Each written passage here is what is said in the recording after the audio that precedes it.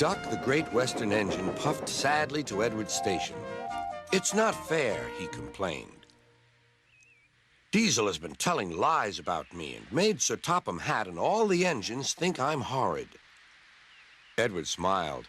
"I know you aren't, and so does Sir Topham Hatt. You wait and see. Why don't you help me with these cars?"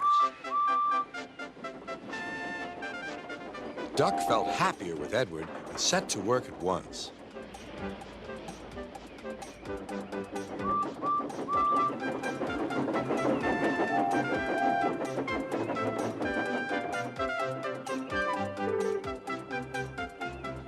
The cars were silly, heavy, and noisy. The two engines had to work hard, pushing and pulling all afternoon. At last, they reached the top of the hill. "Goodbye," whistled Duck, and rolled gently over the crossing to the other line. Duck loved coasting down the hill, running easily with the wind whistling past. Suddenly, it was a conductor's warning whistle. "Hurrah! Hurrah! Hurrah!" laughed the cars. "We've broken away! We've broken away! Chase him! Bump him! Throw him off the rails!" they yelled. "Hurry, Duck, hurry!" said the driver. They raced through Edward Station, but the cars were catching up. "As fast as we can, then they'll catch us gradually." The driver was gaining control. "Another clear mile and we'll do it." "Oh, glory! Look at that!"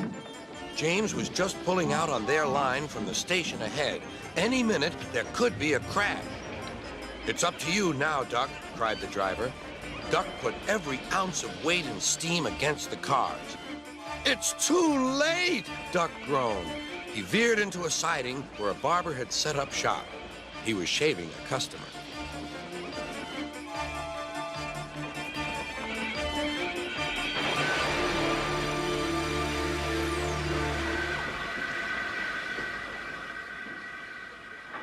The silly cars had knocked their conductor off his van and left him far behind after he had whistled the warning. But the cars didn't care. They were feeling very pleased with themselves. "Beg pardon, sir," gasped Duck. "Excuse my intrusion." "No, I won't," said the barber. "You've frightened my customers. I'll teach you," and he lathered Duck's face all over. Poor Duck. Thomas was helping to pull the cars away when Sir Topham Hatt arrived. "I do not like engines popping through my walls," fumed the barber. "I appreciate your feelings," said Sir Topham Hatt, "but you must know that this engine and his crew have prevented a serious accident. It was a very close shave." "Oh," said the barber. "Oh, excuse me." He filled a basin of water to wash Duck's face. "I'm sorry. I didn't know you were being a brave engine." "That's all right, sir. I didn't know that either." "You were very brave indeed," said Sir Topham Hatt. "I'm proud of you."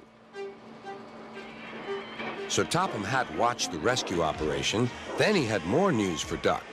"And when you are properly washed and mended, you are coming home." "Home, sir? Do you mean the yard?" "Of course." "But, sir, they don't like me. They like Diesel." "Not now. I never believed Diesel, so I sent him packing. The engines are sorry and want you back."